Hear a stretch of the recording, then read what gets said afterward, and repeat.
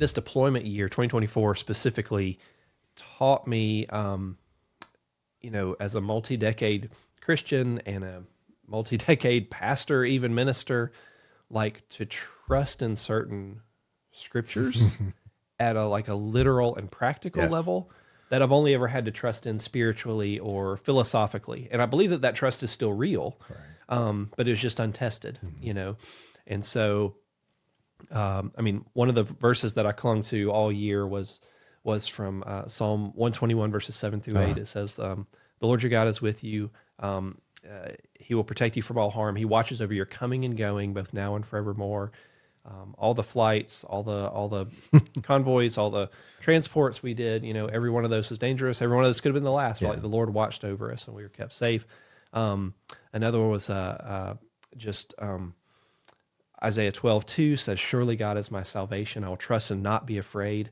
The Lord himself is my strength and my defense. Amen. He has become my salvation.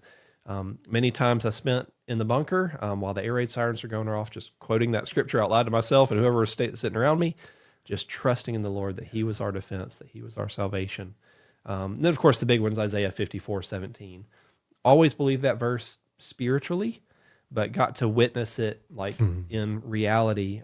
Isaiah 54:17 says, no weapon formed against you will prosper, and every tongue that rises up against you, you will condemn.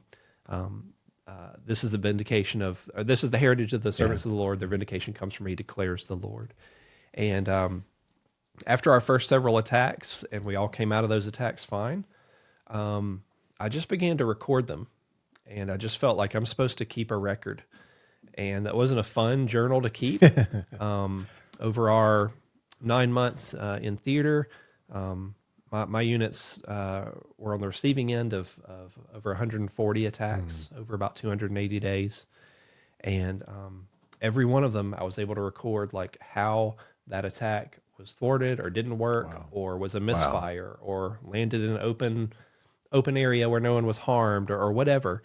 And for every one of them, I could just give thanks to God that I know of actual weapons that were formed for our destruction.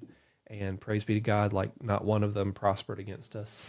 And so those were some of my biggest takeaways, was just experiencing scriptures at a very literal and practical level and having my faith grow through those experiences. Well, I know discipleship is one of the things you're super passionate about, and helping people grow in their faith and their, incorporating their walk with the Lord in every aspect of their life. Yep. Isn't it so true, though, that just like your experience, that oftentimes the greatest application we can have to our faith is in those times of difficulty when we're stretched, depending on how we respond to that. Of course. There's definitely unhealthy ways to respond. But it's just weightlifting or, training for a 5K or a half marathon or anything else that takes effort in our life, learning a foreign language, anything, learning how to cook a new dish, learning how to sew. Any skill in our life, typically our greatest moments of growth are in the midst of, the most difficult challenge. In exercise and weightlifting, literally the muscles are ripped apart. Exactly.